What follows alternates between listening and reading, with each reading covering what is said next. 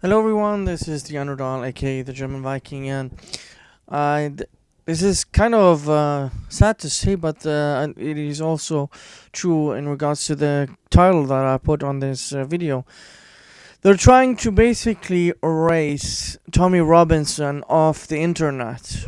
PayPal has banned him, Snapchat has banned him, YouTube has banned him, Facebook has banned him, Twitter has banned him, and he's constantly being harassed by Antifa and politicians and quote unquote reporters or journalists who aren't really journalists but activists, and try to intimidate him from speaking from what he's actually saying.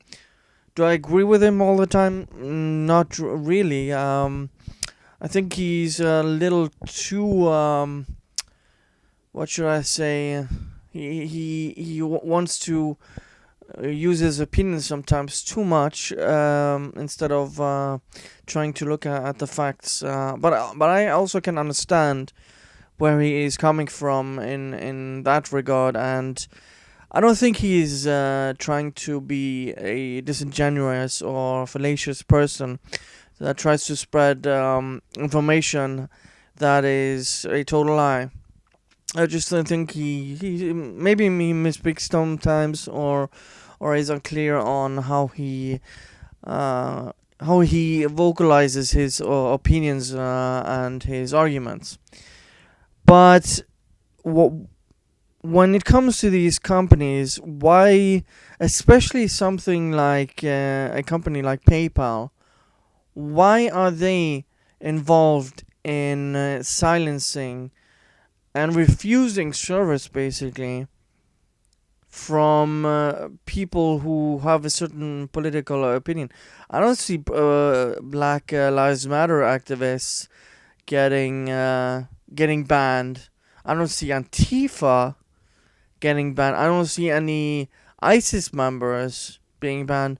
No, it's from a certain political realm that are being banned.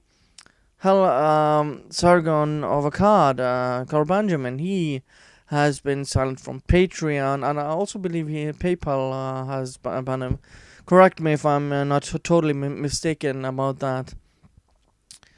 And just seeing that, how come these companies are allowed to basically shut people down from earning money and using money how they want, when you have these powerful entities like Visa, MasterCard, PayPal, Stripe, these payment services, and they're allowed to shut down companies because they don't like what they are doing, like Subscribestar.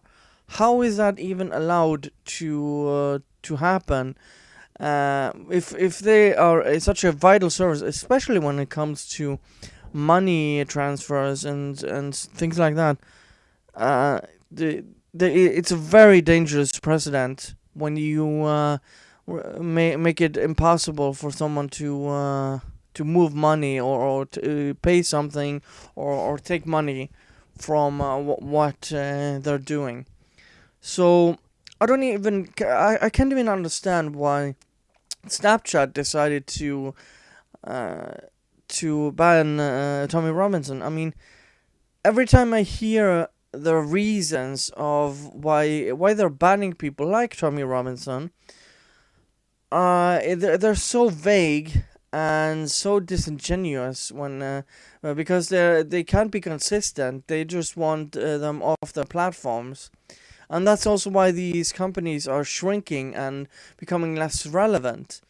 Twitter and Facebook aren't doing so hot, and with YouTube constantly barrage and giving into corporations instead of looking out for their creators and backing them up, they continue to listen to these SGWs and these big corporations that have a vested stake in being called out by said YouTubers, and want to remove them from these platforms and make people basically have one outlet where they get their information.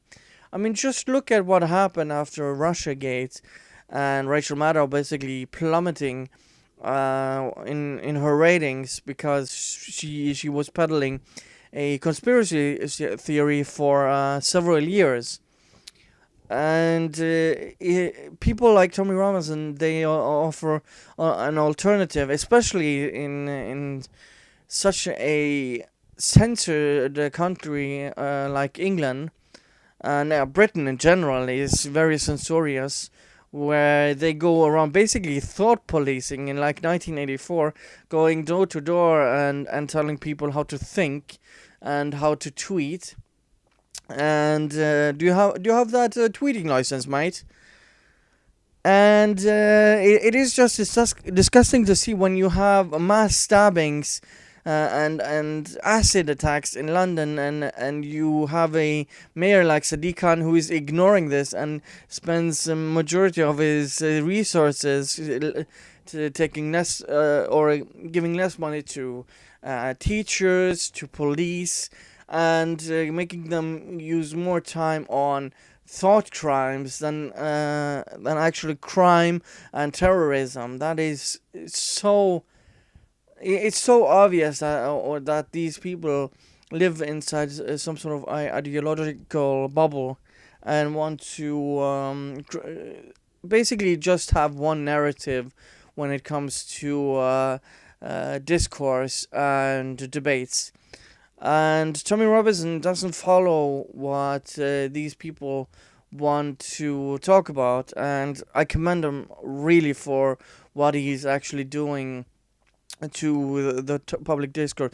If there's any material I can recommend for people to listen to when it comes to Tommy Robinson, listen to his interview with Rebel Media. I believe it's 2 hours long, and his discussion at Oxford, where he was invited but couldn't speak about what he really wanted to because he was being censored by police, which is quite astonishing if you think about it. So I just wanted to speak out that they're just trying to unperson Tommy Robinson for even on YouTube by making him totally invisible on YouTube, and banning him on Snapchat, Facebook, Twitter, and basically you have to go to his site. I don't even know if the people who are running his domain are gonna allow him to continue, because you never know these days. I mean, they went after Gab. They're going after the center. So for 4chan and 8chan, I mean, New Zealand went after that as well. So anyways, thank you guys for watching, and see you guys next time.